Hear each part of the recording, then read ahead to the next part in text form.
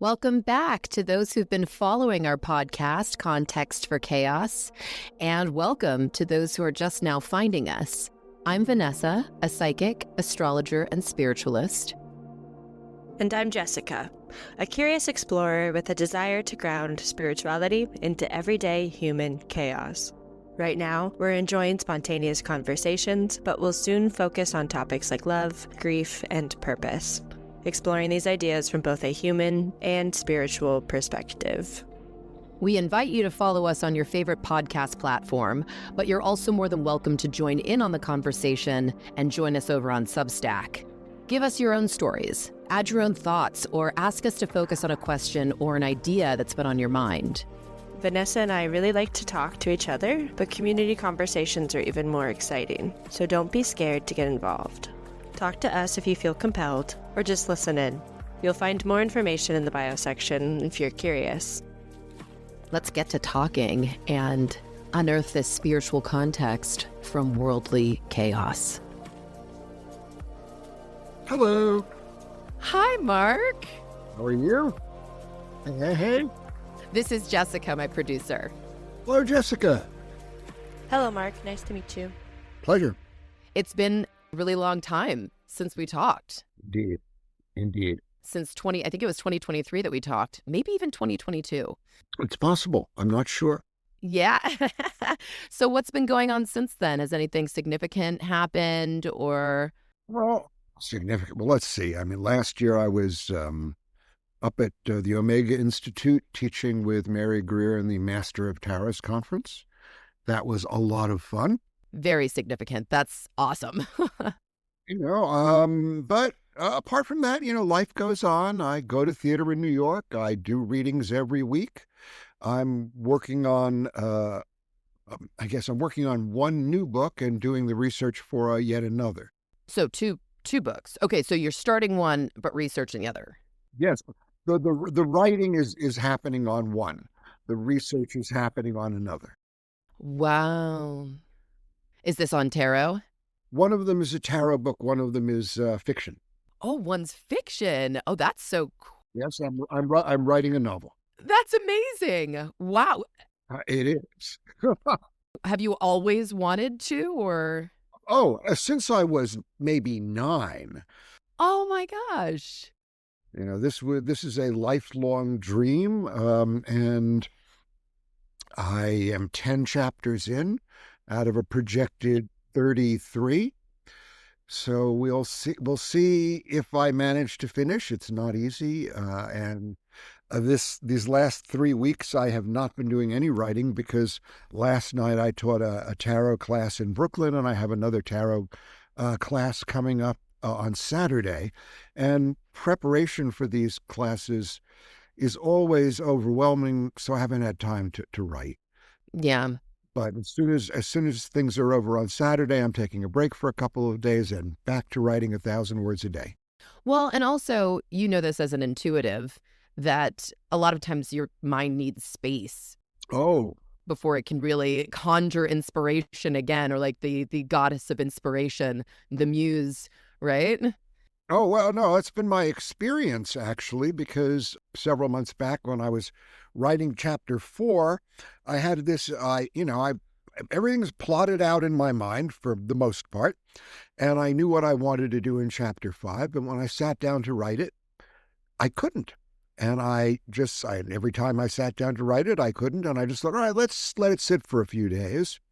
And then one evening, as I went to bed, I was sort of falling asleep, and then I sat bolt upright, and I thought, oh, that's why you can't write it. You need to be doing these other things.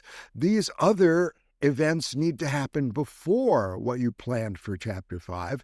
So what became chapter 5 was very different than what I'd intended, and then what I thought would be chapter 5 was then chapter 6.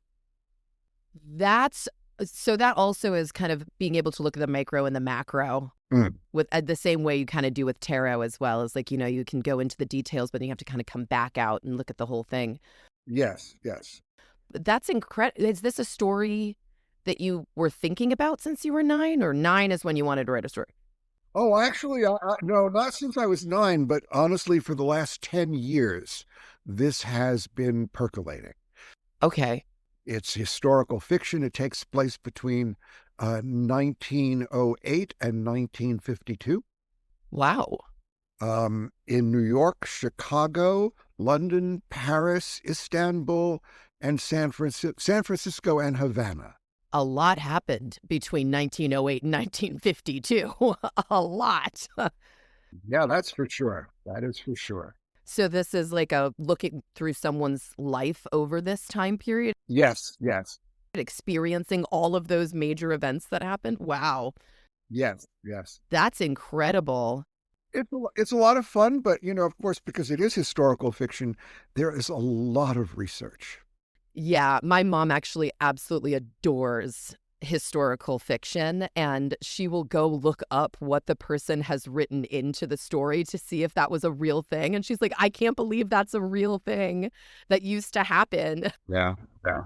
So we are talking about spirituality now between me and Jess, and we want to talk about what's been going on and what's updated, and also to get more into the spiritual conversation, because I was more so focused on tarot at that time, and especially what's going on in the world. Like, there's always something going on, but right now there's a large upheaval. We're all extremely on our toes about the future in a lot of different ways. And I think Jess and I had like kind of a conversation about how do we communicate different forms of spirituality or different spiritual maintenances between each person, and kind of offer our audience more than one way to look at spirituality or how to invite it into their lives. Yeah. And you're the only person that I've spoken to in these interviews that has dedicated themselves to a religion, or at least a consistent practice in a religious format, and then also chased Buddhist philosophy and went to India, I believe, right? Yeah, I was in India. I was in Burma. Yeah. You have a way of approaching spirituality that a lot of people are tentative towards. I think are nervous that it's just a Band-Aid, or that they will be taken in by a philosophy that, causes more contention. And I kind of wanted to look at it with you. What is it about following or practicing these consistent ideas that are thousands of years old that gives you solace in today's world? As you know, so the talk that I gave last night was Kabbalistic tarot as a spiritual path. And that's because Kabbalah is the Jewish mystical path. And while tarot's the Kabbalah, and I pronounce them differently because Hermetic Kabbalah is very different, and that's what they say, Kabbalah. But in Judaism, you pronounce it Kabbalah. That's the Hebrew pronunciation. And that's how I make the distinction. Kabbalah is a spiritual path. And the practice that I taught last night, and I teach in my book, is a very practical spiritual path of meditations over 49 days that's intended to help you do sort of deep spiritual house cleaning. Spirituality, I'm sure you've heard the phrase spiritual bypassing. Oh, of course. Yeah. Yeah, right. This is a real problem in the world of spirituality. And, my feeling is, if the practice that you're doing, if your spiritual path isn't helping you be sort of more grounded in the world, and it hasn't changed your relationships with other people for the better, or your relationship to materiality for the better, then, well, this may sound judgmental, but you're doing it wrong. I love that. Yes. Because, that's the goal. There is, or the goalless goal in some ways, the whole point of doing this. And, we talk about, coming from spiritual traditions, so you may know the famous quote from the Dalai Lama, "My religion is kindness." Mm-hmm. which I love very much. But, kindness is an action, right? In Judaism, we have the Torah, which has all of these mitzvot, which means sort of commandments, but they're all actions, or refraining from certain actions, as a spiritual path. Although, one of my favorite quotes from the Talmud is a quote from, I think it's Rabbi Hillel, who was asked, can you teach the Torah while standing on one foot? And he responded, do not do to others what is hateful to you. That's the whole of the law, which is in some ways the inverse of the golden rule, do unto others as you would have do unto you. Others might not like what one would want done to them. So the thing is, don't do what's hateful. And I think the world would be a much better place if everybody just followed that one simple rule. And what are results, for example, when we're talking about spirituality? I always, joke, there is a certain Buddhist sect which likes to chant a phrase from the Lotus Sutra, and they chant this phrase with the intention of receiving material goods. And I that reminds me of the old Janis Joplin song, "Oh Lord, won't you buy me a Mercedes Benz?" Right? Yes, great song. And there is a lot, and that's, and that within Christianity, you've got prosperity gospel. And, in my feeling, this is all disordered thinking and out of relationship to the material. I don't think the material world is bad. I don't think it is evil. With Buddhism and Judaism, the whole point is to have a balanced relationship with these things, so one is not consumed by them. There's that wonderful phrase from Ralph Waldo Emerson. He said, one of his poems, he says, "Things are in the saddle and they ride mankind." Ooh, man, I haven't heard that one. And here's one of those things that, that we are in the saddle, that's in our saddle, riding us, and, the question is, how do we become the riders, not the beasts of burden to the things that we own and the technology that we use? And that's also, part of what spirituality is. And it's also recognizing that all of matter and we ourselves is just energy moving at different rates of vibration. And, it's neither good nor bad, but how you relate to it. Mm-hmm. And so as I say, it really is a function of not doing what is hateful to you, to others. I'm going to ask two questions. Sure. What would you say to someone who is resistant but interested? And also, what would you say is the resistance to a structured spiritual path, whatever that path may be, but one that is supposed to move you forward in your spiritual growth? Oh, wonderful question. And the first thing I'm going to do is talk to you about the practice of affirmations. Because when people teach you how to do an affirmation, they are only teaching you half of the practice. So let's say your affirmation is, you get up in the morning and you look in the mirror and you say, "I have a loving relationship with my body and I only eat healthy foods." Right? And that is about intention and feelings and also actions. Let's say you say that affirmation. And then you think, okay, I'm done. Or you repeat it several times like it's a mantra, right? All very well and good, except you're not listening to the back talk in your head. Because when you say, "I have a loving relationship with my body and I only eat healthy foods," there's probably a voice in the back of your head saying, "You don't love the way you look. You don't love your body. It's blah, blah, blah, blah, blah," right? And let's go have some potato chips. There is a voice that is giving you the counter affirmation in the back of your head. And if you don't engage that counter affirmation, that part of you which is the resistance, right? This is because the resistance has information for you. Yes, absolutely. So you have to engage the resistance. So if you say the affirmation and you hear this voice in the back of your head, you don't love your body. Look at it. It's this, it's that, it's the other thing. Then you sit down and you journal it. It's like you write what the counter affirmation was. And then you ask that voice in your head, or you say, I don't believe that. Why do you say that? That's not true. Prove it to me. And then the voice may say, well, this is what your mother told you, right? Well, and then this becomes like a back and forth in which you explore within yourself all of the things inside you that you've taken in that aren't true, but that are holding you back and keeping you resistant.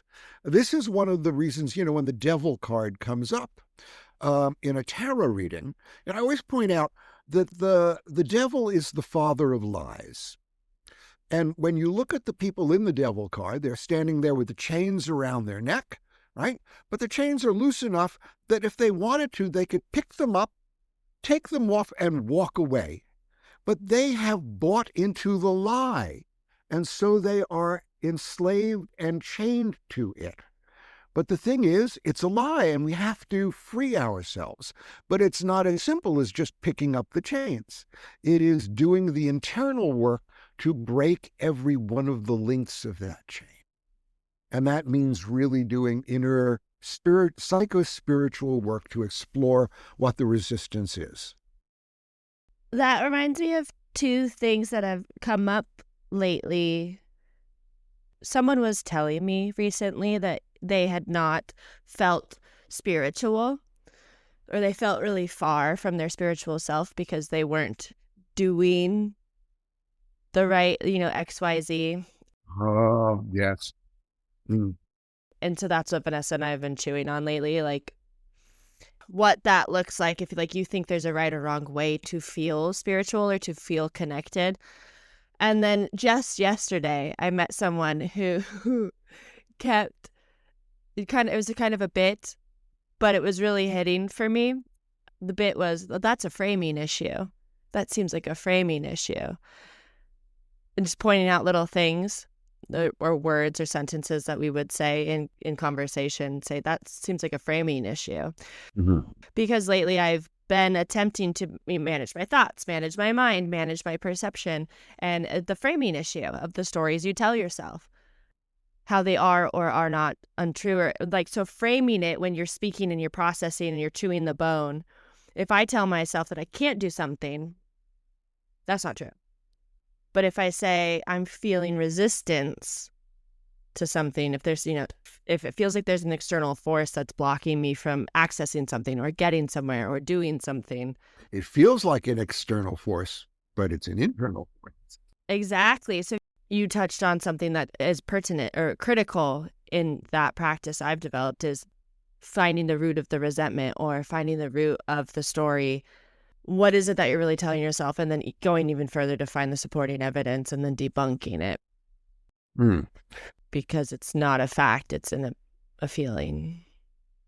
So, as one of the great phrases from 12-step programs, feelings aren't facts. However, a feeling, which many people think of as an emotion, and it can be, and this is the other thing about spiritual, because people also in the West divorce the spiritual and the physical.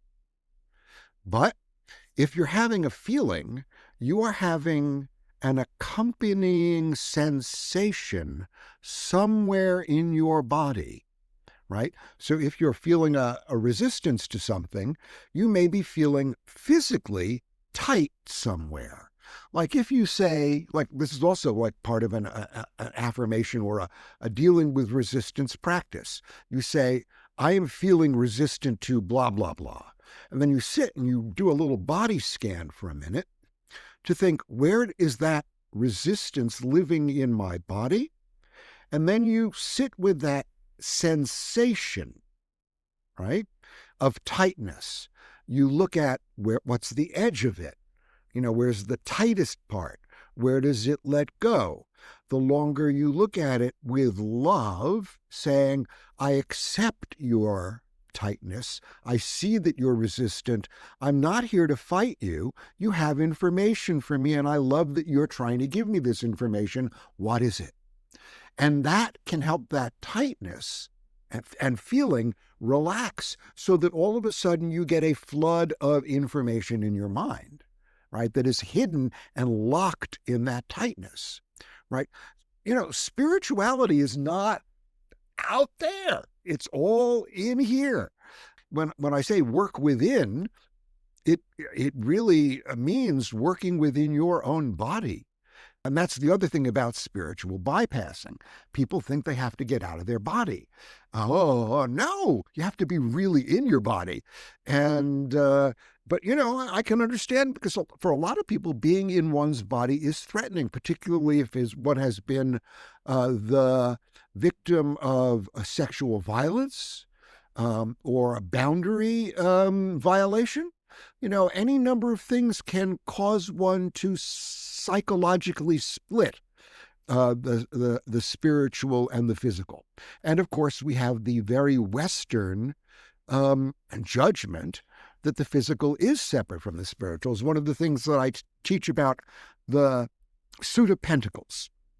Mm-hmm. You look at the symbol of the pentacle in the Waite-Smith deck, right?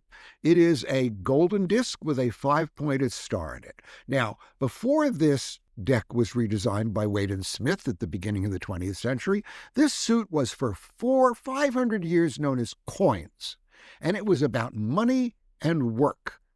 And when they changed it, they kept the gold disc of the coin, but they put the 5-pointed star in it to encode the teaching that the spirit, the 5-pointed star, is not separate from the physical, the material, the gold. And in fact, the gold is to be found in the physical, not identifying fully and solely with it, but understanding that these things aren't separate. So that this is, in fact, a practice of learning to discover the spiritual within the physical. Yes. That just reminds me of the discourses. There was something that I read in it, know thyself and adorn accordingly, which I thought was just about external appearance and, accessorizing. But the more I thought about it and the longer I sat with it, the more it made sense to me as knowing yourself, like going in. And then and that being like a protective barrier or like a mesh where the internal stays within, the external can come within, like adorning accordingly of like knowing your own center. And then letting things can come and go, but like your integrity remains intact. And this is one of the reasons why, while I say the spiritual isn't separate from the physical, and when one does go within, and one does this practice, one of the things that's really important is knowing and having good boundaries. One of the things that I point out about the card, the Queen of Cups, in the Waite-Smith deck, you'll notice, if you're familiar with the image, that this is the only card in that suit with someone who has a cup that has a cover to it. It's not open. You can't drink out of it. And the Queen of Cups is basically a master of knowing when to share and when to hold in feelings and emotions. You don't do this with everybody. You have a closed cup. You're not out there, and there are a lot of people who think that, intimacy is vomiting forth all of their feelings. It's more trauma bonding. Right. And that's not right. And having that closed cup is also like creating an alchemical athanor, the pressure cooker that helps you melt and dissolve all of these issues within yourself so that you're healthy enough to have an open cup and share. but also so that you don't take in other people's stuff. And that's another issue for people who are quote unquote spiritual. A lot of people have weak boundaries. And when you're doing spiritual work, you can often, find that you are a sponge for other people's feelings and emotions. And that is not healthy. Mm-mm. One of the things that I absolutely must do at the end of every tarot reading is a ritual of releasing all of the emotions that I've been working with from my client. Because otherwise, I'd be a basket case for the rest of the day. Yeah, you'd be nothing. You wouldn't be yourself at all. I would not be myself. And, no one, taught me this in the beginning, and it was not healthy. And it was only, after I met somebody who said, oh, no, you need rituals of cleansing, and you need to understand how to set good psycho-spiritual boundaries. And this is one of the great things about, working with the tree of life, well, the Kabbalistic tree of life as let's call it a template. There are two sefirot on the tree, chesed, which is boundless love, which can be violating or smothering, and then gevura, which is all boundaries and can be pretty severe. So, and the whole goal, and you notice if you look at the tree, these are across from each other and connected below by Tiferet, which is the balanced blend of the two, so that you have healthy boundaries, and at the same time, you can have compassion and love for others without taking in their stuff or sending your stuff in a way that, violates other people's boundaries. But I want to go back to feelings and the idea of somatic feelings and kind of bring it back to what Jessica talked about reframing, or the idea of framing. You spoke about the separation of feelings and emotions, and it's so crazy. I was just talking about that to a friend of mine earlier today, because that really helped me with this boundaries, this sort of supportive love, observing the feeling and not allowing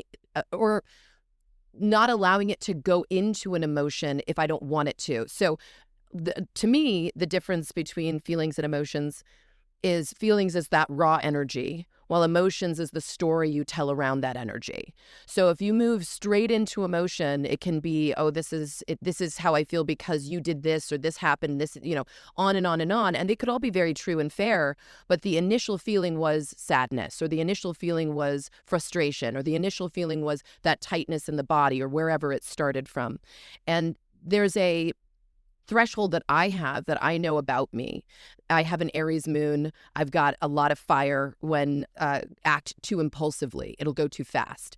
And I will need a bit of time and space in order to let that feeling subside and to let an emotion happen that I enjoy, or it's better for me in the relationship that I'm in. So let's say the first feeling I feel is this frustration or anger. And I'm like, cool. I'm looking at you with love. I don't want to have a conversation with frustration and anger with this person. I would like to have a more understanding conversation, or a more inquisitive conversation, or one that is my own boundary of how I want to have conversations with people I love. And that has helped me. Meditation has helped me with that. Thinking about things psychoanalytically, looking into why I have those, initial reactions, and allowing the emotion to kind of bloom in a way that feels more authentic to me rather than impulsive. And I think that's kind of maybe about framing and how we're looking at things in order to offer ourselves in more integrity, and saying, like, this is who I am, regardless of like the first response. What I choose to approach you with is this response. And that's, kind of allowing yourself to move through feelings into emotions that feel a bit more aligned with maybe my spirituality, or maybe what I feel inside, or want to consistently express. So it's interesting. So my experience of this is, and I have to ask, what's wrong with anger? Because so the way I try to separate those things, and you were talking about this earlier when we were talking about the story, because there's the feeling and there is the story. The feeling is, I am angry. The story is, I am angry because you did this, right? And the two things are, in fact, related. You are having a response to something, but the response may not actually be a response to what is in front of you, but it could be a response to, I hate to use this phrase because it is so overused, a trauma response. It triggers. Yes, a trigger. Yeah, a trigger. Absolutely. It triggers a response to something in the past, so that something that is fairly minor, that strikes a match, lights a fuse of dynamite within you that is not actually related to what is in front of you. 100%. It is not present. This is an instinct. So one of the things, that is important to discern is, the source of the outsized emotional response is not what's in front of me, but something over there that is not related to any of this. Can I separate these things so I can communicate what's going on for me? It's not wrong to say, when you didn't do the dishes last night, I was angry. It's not you made me angry. It's that this feeling came up. It's not blame. It is acknowledgement of a feeling state, right? That, can be related to past experience and can also be related to the fact that when you walked in, your favorite coffee cup was in the sink and you couldn't drink out of it. And that favorite coffee cup is what starts your day out right. Yes. Because it's your ritual. It's your ritual. Exactly. And that's the beauty of, I think, or one of the beautiful things about being alive and being human is that you have to have relationships. You have to see yourself through other people's eyes as well. And I think that's a part of the spiritual process is I am myself, but I am also with you. And therefore, I would like to stay authentic to myself, but I would also like to create an environment where you feel safe to be authentic, and we'll decide whether those two authenticities meet with each other well or not. But the boundary, the perimeters that I have not only are for what I will and won't take from somebody, but what I also don't want to perpetuate in the world because I was traumatized. Mm-hmm. This is how we can offer those tiny bits of peace to other people, is that we found peace inside of ourselves and that we have found that sense of integrity that oftentimes has to be built, especially if you're coming from a traumatized household. You are making a lot of concessions or commitments that are really conscious if you want to behave in a certain way. You may have mentors, you may have like books or inspiration, but a lot of it is your own choice. Right. And once again, that's a commitment. And like in affirmation, inside you have a counter commitment. Mm-hmm. Okay, so now I'm wondering, because when I'm listening to this all makes sense to me because I've been doing this work that you both are discussing. So if a spiritual practice or a religion feels or sounds intimidating or scary or like a fundamental alteration of self, how can one who feels far away from their spiritual self, how does what you both are speaking on correlate or come together with spirituality or religion or a spiritual practice or this how does it all come together? How is your question, how does one feel safe enough or inspired enough or hurt enough to walk towards something like this, to start following some kind of practice? Is that the question? Or even the question is, if I'm on my phone, if I'm doom scrolling, if I'm shopping online and I'm doom scrolling and I'm on Instagram and I'm trying to jump through all the hoops and hit all the check marks, and I'm trying to be a good person, I'm trying to I'm trying to just sustain the self in the system, within the system. how can one access what you guys are talking about? Because we started off talking about spirituality, right? So how is it connected to what we're now talking about? This. So perhaps I'm not sure this will help, but the very first time I started my exploration of Buddhism, I was very lucky to have found Vipassana. And the Vipassana practice, as it was taught by my teachers, was literally physical, sensational, in the idea that you were examining the sensations throughout your body, or my body, as it were, when I was doing it. So that, as an example, let's say I've been sitting in meditation, and I've been sitting in meditation for an hour, and my knees really hurt. And I am doing the work of scanning my body inch by inch from the top of my head to the bottom of my toes. So that as I go down my leg, it gets hotter and hotter and more painful and more painful. And then I get to the center of the pain, and then I start moving out of it and a little more out of it. And it's less hot, and then I'm on my shins and it's cool, right? Because I'm literally feeling the physical sensations on every inch of my body. And as I do this, emotions arise. Right? But the more you do this with equanimity, without identifying with the pain, not I'm in pain, but there is pain in my knee, right? That eventually, and I've had this experience, it is mind-blowing, the pain dissolves into just energy. And then what you're experiencing is an energetic flow from the top of your head to the bottom of your toes, back and forth. And, and this is one of the ways that in this particular form of Buddhism that you are taught to release karma and to cleanse your soul. Now, I bring this up because, as I say, you were asking about how do you approach this? When you feel distant from the spiritual, when you feel far from it, or when some people say, I can't find God. There's no God in my life. There's no, it's just, you feel in spiritual exile, right? But one of the things is that the Buddha said, it all exists within the, he didn't have that measuring stick, but so I'm using our words. But he said, it all exists within the, the 5 feet of your body. In the Hebrew Bible, in the Torah, Moses says, it is not far from you that you have to say, I need to go up to that mountain to get it, or I need to cross over that sea to get it.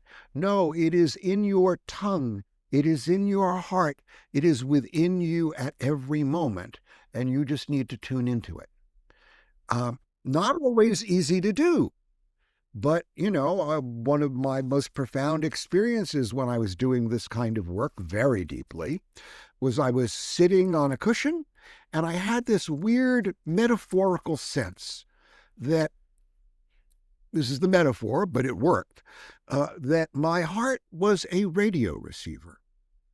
And if I just turned the dial a little, I would be tuned in to the God channel. And so I thought, okay, let's try this. I can't tell you what I did. I just made some kind of an internal physical shift. And what happened was mind-blowing. From the center of my heart, throughout my entire body, it was like hundreds of thousands of explosions of joy and love flowing through me. Whoa. Nirvana. It was so intense that I could only be with it for about a minute and a half before I shut it down.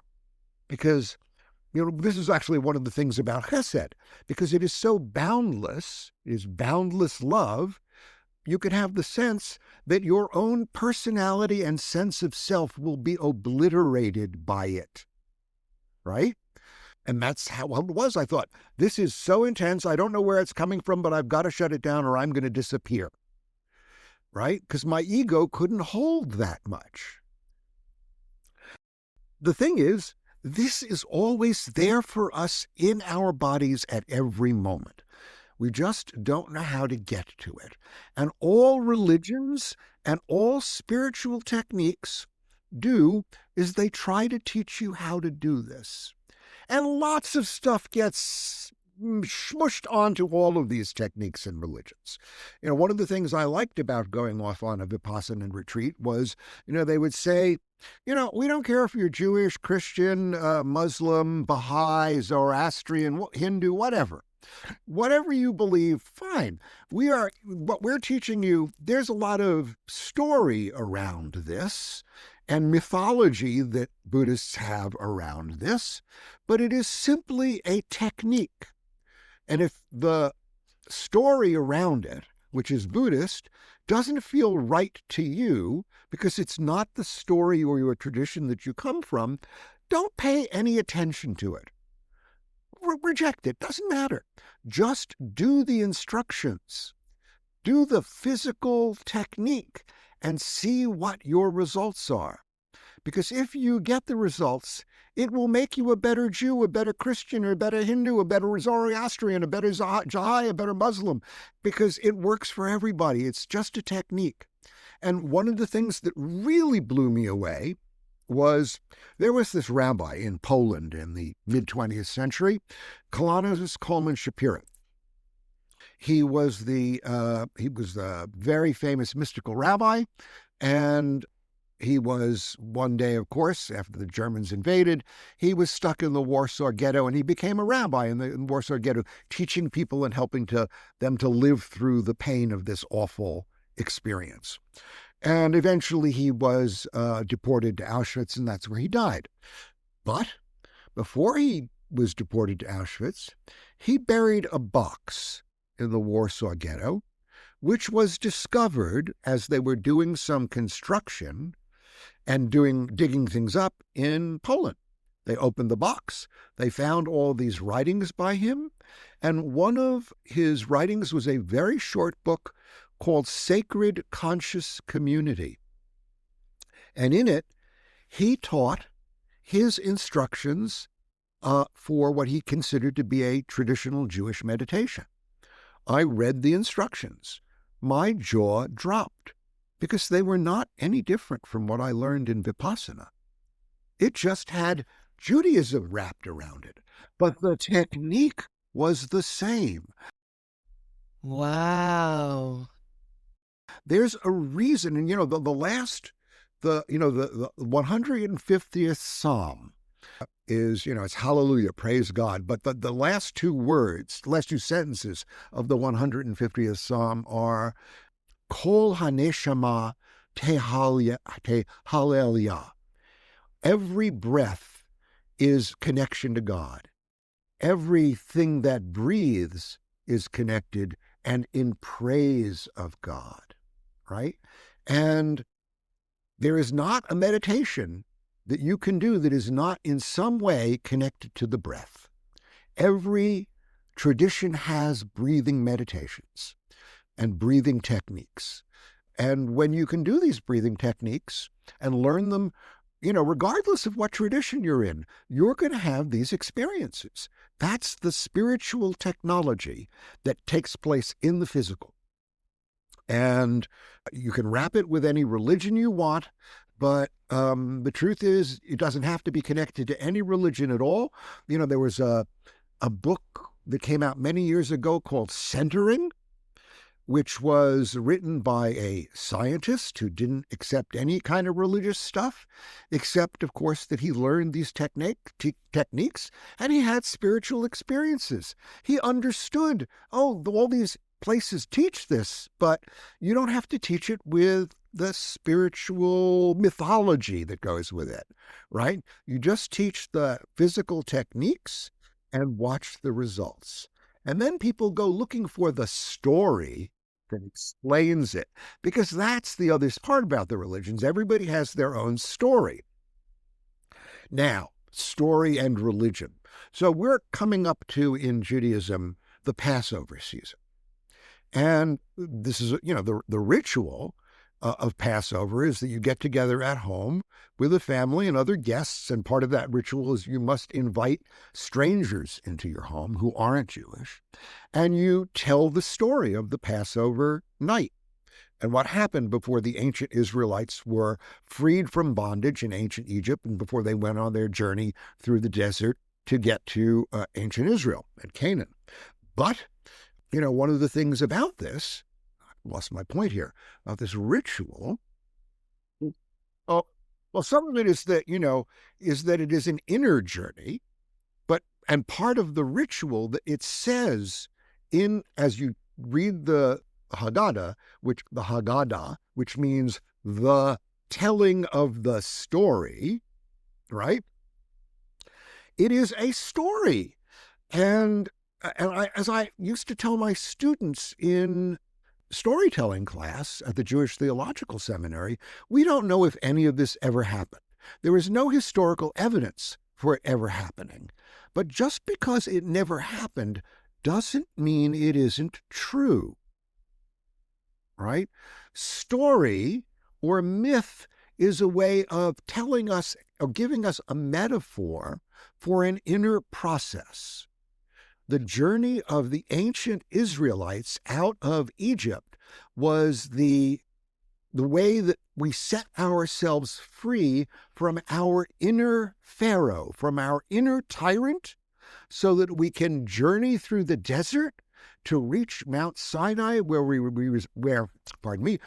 receive a revelation from the divine. And in fact, it is entirely, my book is about counting the Omer, and this is the story of this 49-day ritual is the Kabbalistic ritual that mystical Jews do from the second day of Passover to 49 days later, when the ancient Israelites passed through the desert. They arrived at Mount Sinai. And if you read Exodus, everyone, not just Moses, everyone heard the voice of the divine.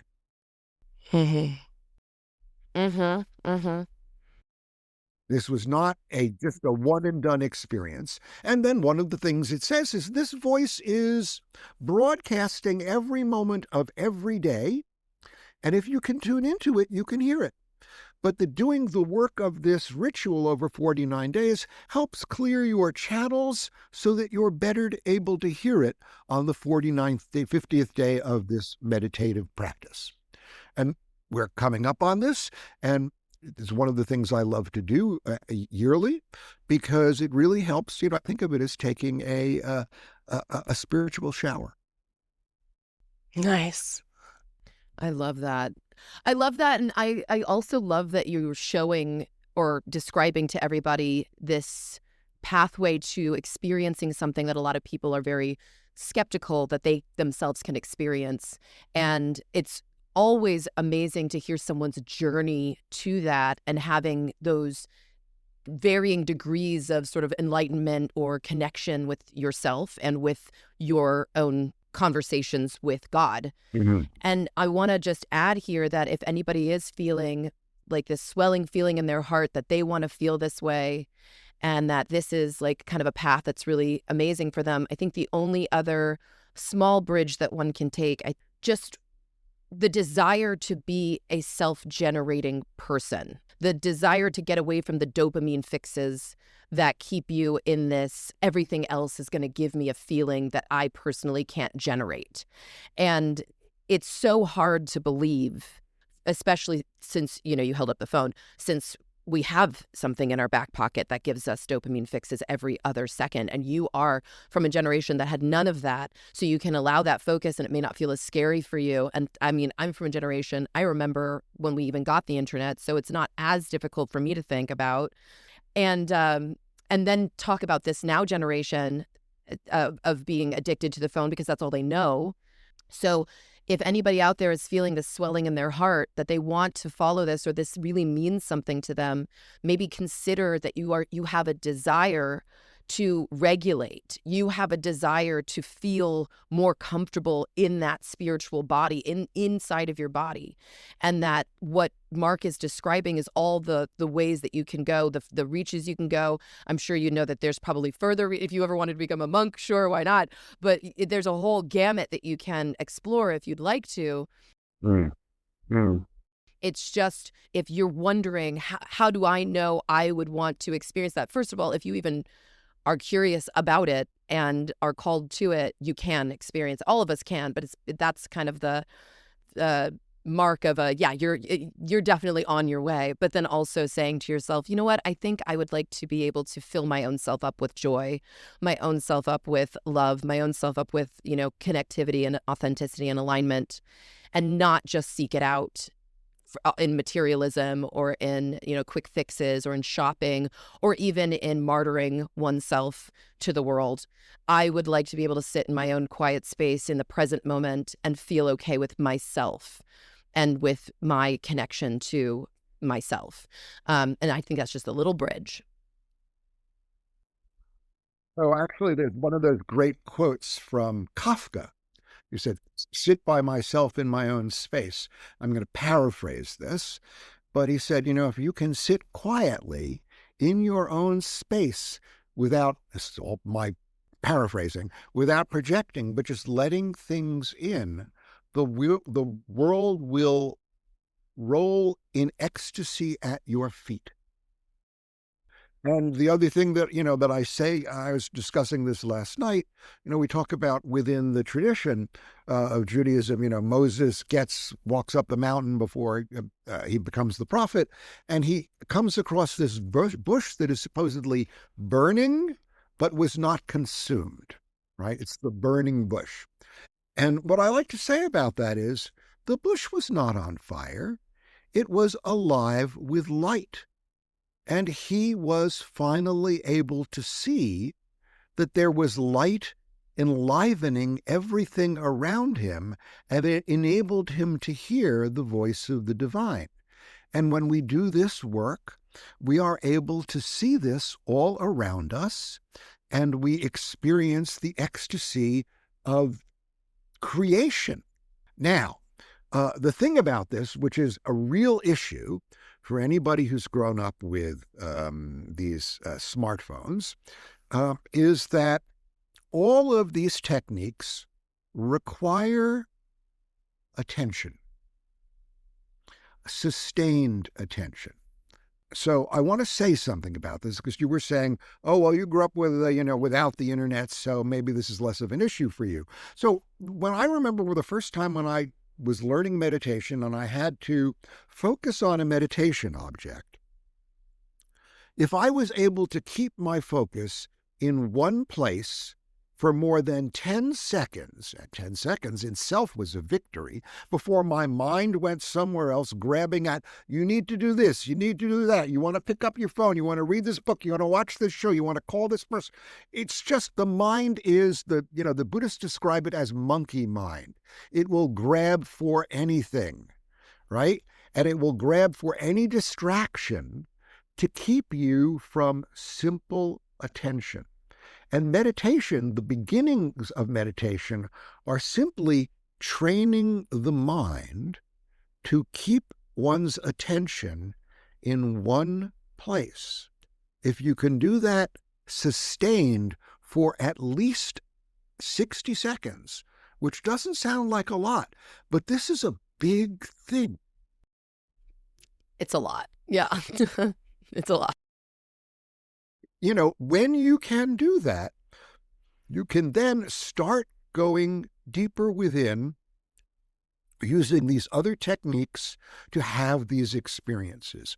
But in order to get there, you have to do what they're called, in Buddhism, they're called the jhanas. They are meditations of concentration.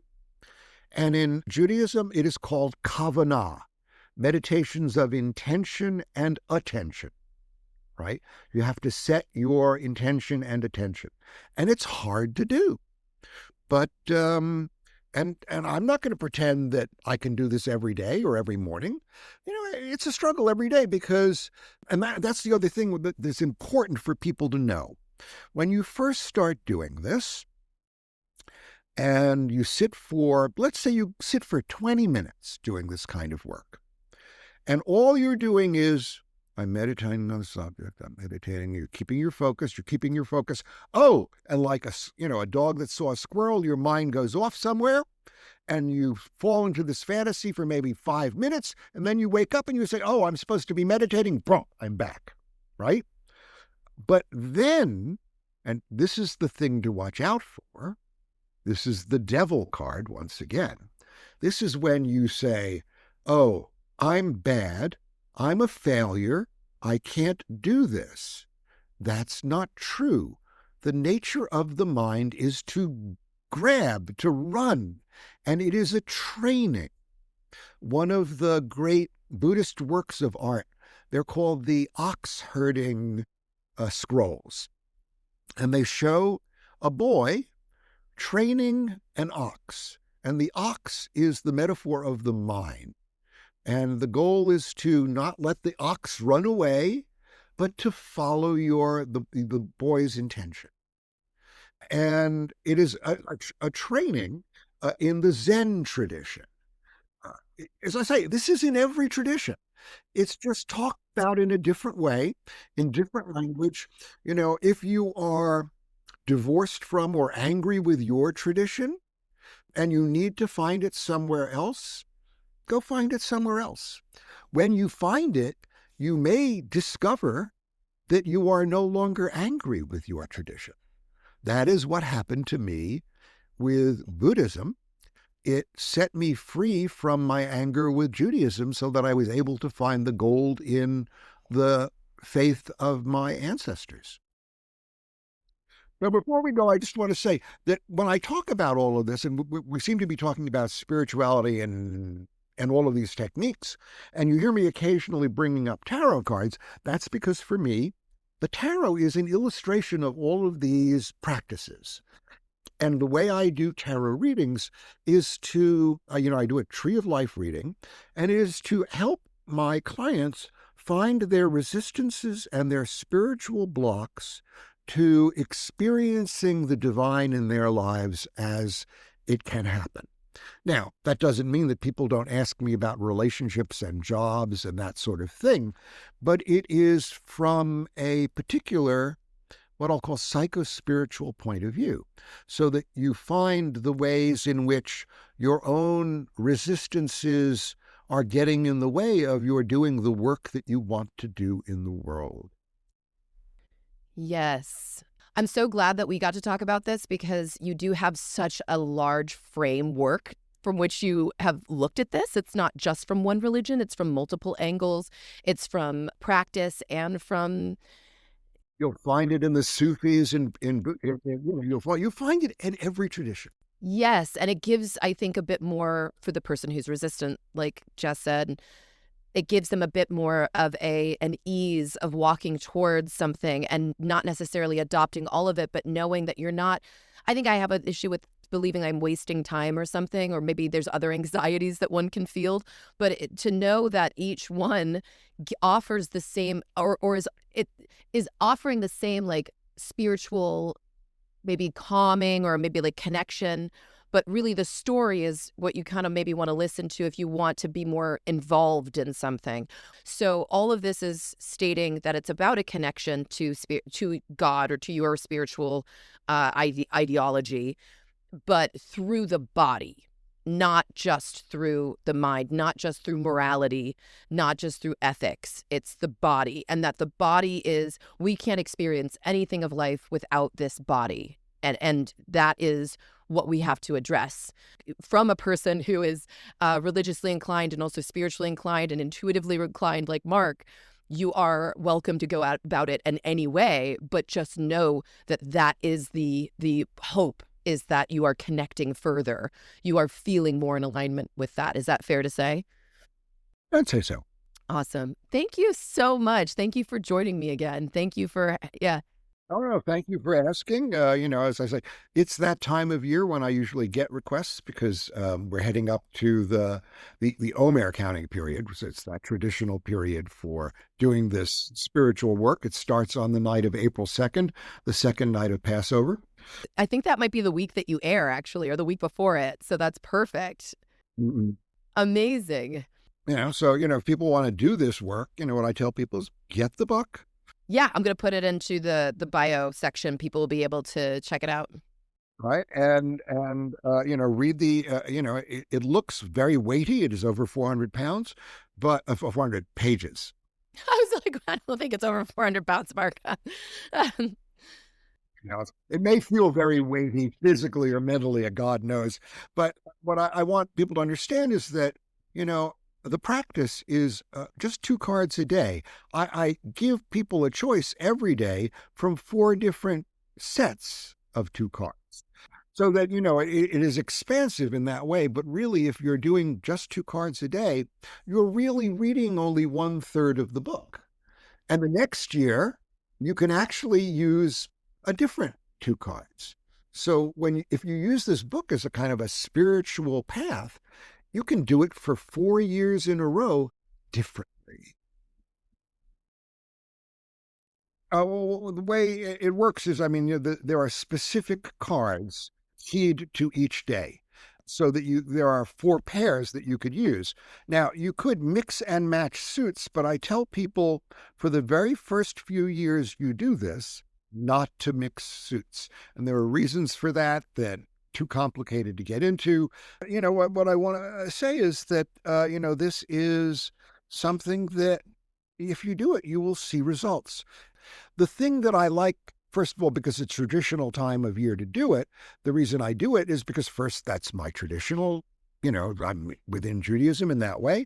But the other thing is when you're doing it with hundreds of thousands, if not millions of other people on the planet, all doing it at the same time, you're creating or you're stepping into an energetic field. Yeah. Right? With all these other people doing the work, which helps you do it as well.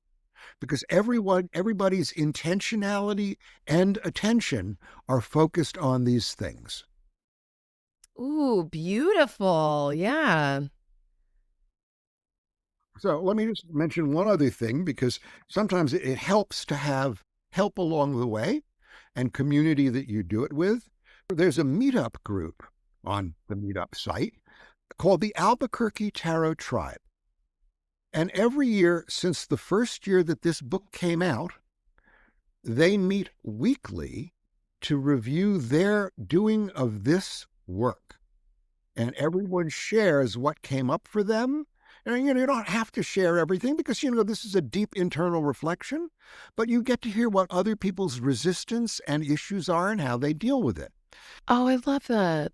And if you sign up now, you just look on the meetup site for the Albuquerque Tarot Tribe. There is actually, before the whole thing starts, they have a lecture, a recorded lecture of me teaching how to do it.